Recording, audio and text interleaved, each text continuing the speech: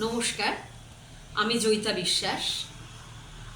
আন্তর্জাতিক মাতৃভাষা দিবস উপলক্ষে বাগুইআটির নৃত্যাঙ্গন তাদের ফেসবুক পেজ থেকে দুদিনব্যাপী যে অনুষ্ঠান করছে, আজকে তার দ্বিতীয় এবং শেষ দিন।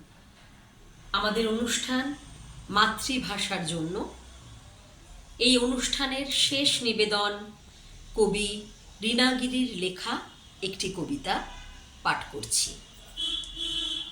বাংলা ভাষায় প্রথম ডেকেছি মা, এই ভাষায় হাসি, কান্না, স্বপ্ন দেখা।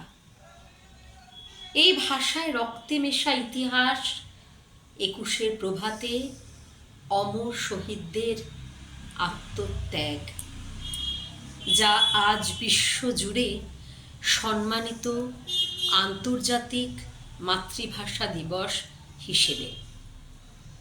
এই ভাষায় লিখেছেন রবীন্দ্রনাথ ঠাকুর তাঁর অমর গান। এই ভাষায় বিদ্রোহের আগুন জ্বেলেছেন কাজী নজরুল ইসলাম। এই ভাষা দিয়েছে আমাদের চেতনা।